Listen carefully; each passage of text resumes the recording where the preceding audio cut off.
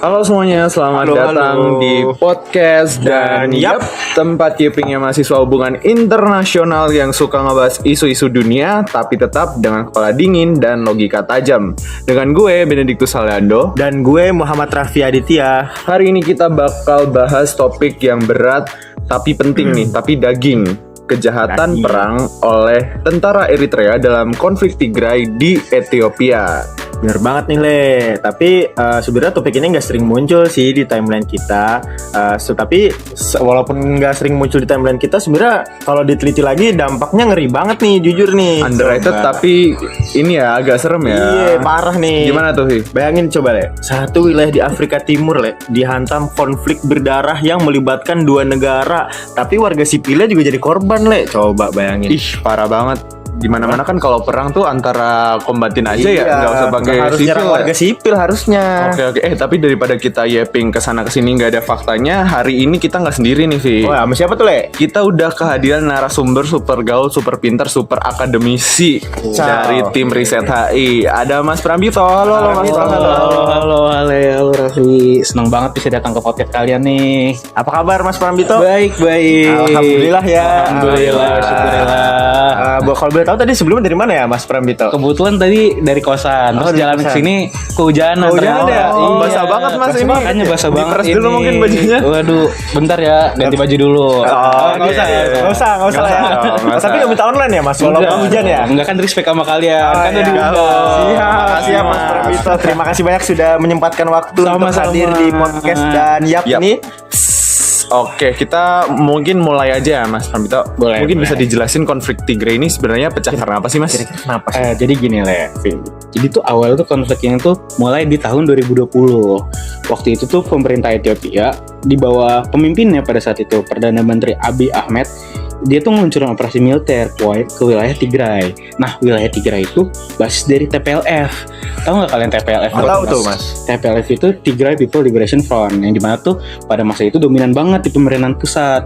Nah, waktu itu kan ada gesekan politik dan ketegangan otonomi kan. Nah, akhirnya meledak dah, terus jadi perang terbuka. Oh gitu ya. Oh, terus ini kok bisa jadi ada Eritrea nih, kenapa Mas tiba-tiba di dalam ini? Itu yang bikin pusing tuh, karena Eritrea ini punya dendam lama ke TPLF. Waktu itu di perang perbatasan tahun 98 sampai 2000. Waktu itu tuh Ethiopia serang Tigray, yang dimana Eritrea tuh langsung nimbung waktu bantu tentara Ethiopia. Nah, waktu itu tuh keterlibatan dia bukan yang membantu, malah memperparah. Oh gitu ya. Berarti kasusnya itu kayak semacam musuhnya musuhku itu temanku gitu ya.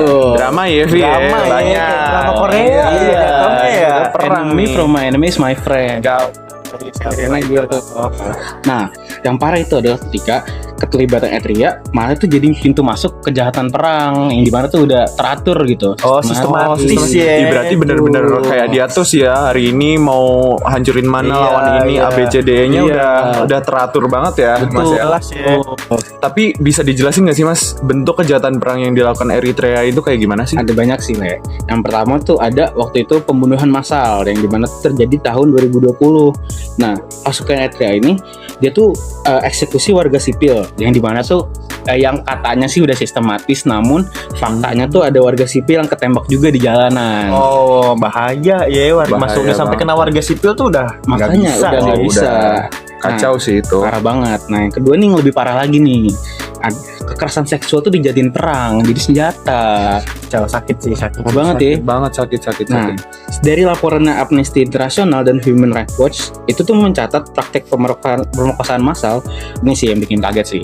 Korbannya tuh bukan cewek-cewek yang 20-30 gitu umurnya, tapi iya. anak-anak dan lansia juga. Anak dan lansia. Wah, Sampai anak-anak lansia Itu ya. sakit itu menyelami minum air yang sangat-sangat melanggar Parah sih. Sakit banget Sakit itu. banget sih itu Mas. Itu Mas. Nah, itu kan jelas melanggar konvensi Jenewa ya. Iya, Yang dimana iya, tuh benar. akhirnya bisa kita kategorikan sebagai kejahatan terhadap kemanusiaan. Benar. Bener-bener gila banget ya. Jadi sebenarnya tuh mereka tuh nggak cuma perang lawan kombatan doang nih ya Mas Pia, tapi juga nyerang warga sipil nih. Udah nyerang warga sipil sistematis lagi. Betul. Iya, mana warga sipil kan biasanya nggak terlatih ya untuk kayak gitu ya, Vi. Emang nggak tahu apa-apa kan ya. Iya, warga tiba-tiba sipil. diserang kan berabe. Bayangin kalau malam lagi pengen beli dimsum gitu, mau beli Amona tiba-tiba ditembak Iya, kan. benar. Kita nggak tahu apa-apa ya. Kita nggak tahu dimsum nggak dapet masuk Malah surga. Surga tapi. Iya, kalau masuk. Iya. Kalau masuk kan. Oh, iya, benar Betul sih, juga. Nah, ini yang ketiga sih.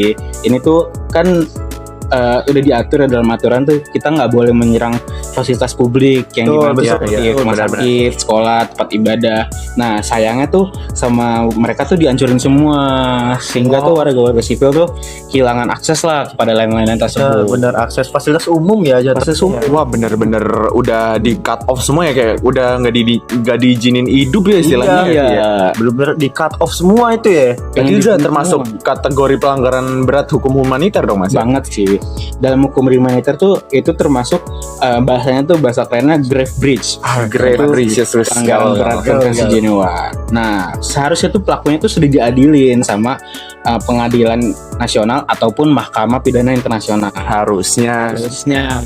Nah, kan tadi ngomongin harusnya ya, tapi faktanya tuh kira-kira dunia internasional turun tangan gak sih sama masalah ini? Nah, seperti biasanya aja sih, sayangnya dari PBB ini nggak ngambil langkah konkret untuk menarik kepentingannya juga. Nah, intervensi internasionalnya juga masih minim, sehingga tuh pemerintah Ethiopia tuh menyangkal gitu ada keterlibatannya mereka.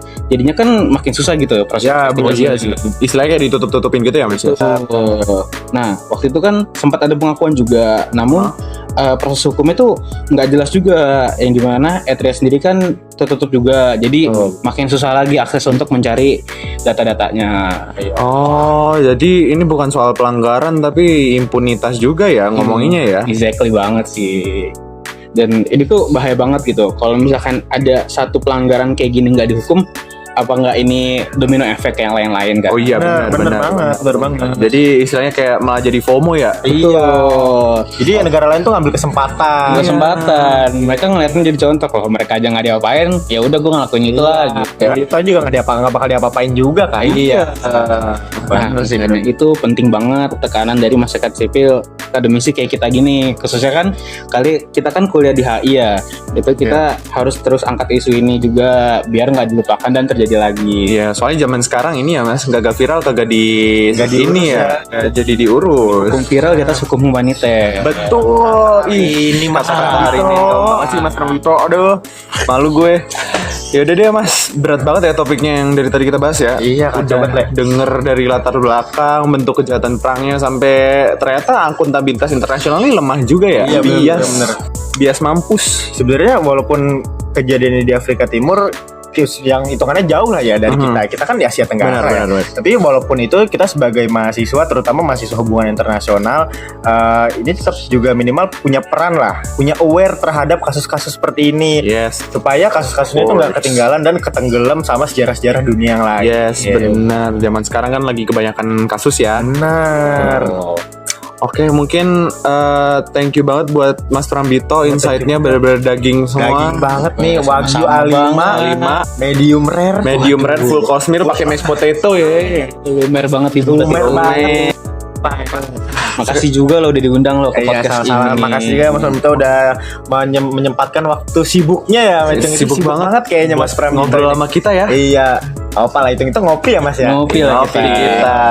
Oke guys, sekian dulu episode kita hari ini. Terima kasih buat yang udah dengerin. Sampai ketemu di obrolan berikutnya di podcast dan Dan yap, stay critical and stay human. Bye bye.